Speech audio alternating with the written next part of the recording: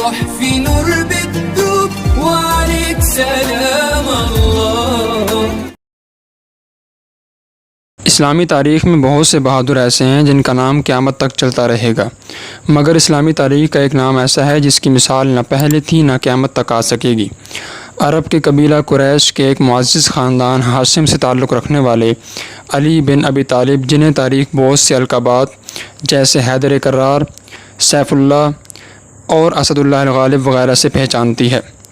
ان کا نام جب بھی ذہن میں آتا ہے تو سب سے پہلے بہادری ہی ذہن میں آتی ہے، اس لیے ہم اس ویڈیو میں ان کی بہادری کی ایک مثال دیکھیں گے۔ غزوہ خندق اسلامی تاریخ کا ایک بہت بڑا غزوہ ہے جس میں مسلمان 3000 جبکہ کفار 10,000 تھے۔ اس جنگ میں مدینہ کے چاروں اطراف ایک گڑھا کھودا گیا جسے خندق کہتے ہیں، لیکن اس خندق میں ایک جگہ ایسی تھی جہاں سے گڑھا کم چوڑا تھا اور مسلمانوں کے تیروں سے بھی وہ جگہ دور تھی۔ اس جگہ سے کفار مکہ کے بڑے جنگجو، جن کو کفار مکہ نے اپنی مدد کے لیے بلایا تھا، اس گڑھے کی طرف بڑھے۔ ان جنگجوؤں کی تعداد 5 تھی، جن میں عمر بن عبد ود، اکرمہ بن ابی جہل، حبیرہ بن ابی وہب، نوفل بن عبداللہ اور درار بن خطاب شامل تھے۔ ان پانچوں نے خندق پار کی اور مسلمانوں کے سامنے آ پہنچے۔ چونکہ عمر بن عبد ود بڑا تھا، کہا جاتا ہے کہ یہ اکیلا 1000 جنگجوؤں کے برابر تھا اور تجربہ کار بھی تھا۔ اس نے مسلمانوں کو مقابلے کے لیے للکارا اور کہا کہ کون ہے جو میرا مقابلہ کرے۔ مولا علی کھڑے ہوئے، لیکن حضور اکرم صلی اللہ علیہ وآلہ وسلم نے بٹھا دیا۔ اس نے پھر للکارا اور کہا، تم لوگ جنت کا ذکر کرتے ہو، کون ہے جو میرے ہاتھوں شہید ہو اور جنت میں جائے؟ مولا علی پھر کھڑے ہوئے، لیکن حضور اکرم صلی اللہ علیہ وآلہ وسلم نے بٹھا دیا۔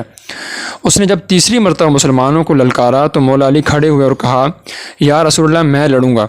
حضور اکرم صلی اللہ علیہ وآلہ وسلم نے اپنے دست مبارک سے ذوالفقار مولا علی کے حوالے کی اور اپنے ہاتھوں سے امامہ شریف مولا علی کے سر پر رکھا اور دعا فرمائی کہ اے اللہ علی کی مدد فرمانا۔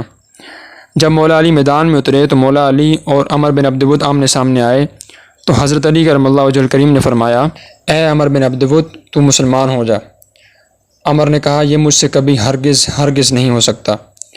حضرت علی نے فرمایا، لڑائی سے واپس چلا جا۔ عمر نے کہا، یہ مجھے منظور نہیں۔ حضرت علی نے کہا کہ تو پھر مجھ سے جنگ کر۔ عمر نے کہا کہ میں کبھی یہ سوچ بھی نہیں سکتا تھا کہ دنیا میں کوئی مجھ کو جنگ کی دعوت دے گا۔ عمر نے کہا کہ آخر تمہارا نام کیا ہے؟ حضرت علی نے فرمایا، میرا نام علی بن ابی طالب ہے۔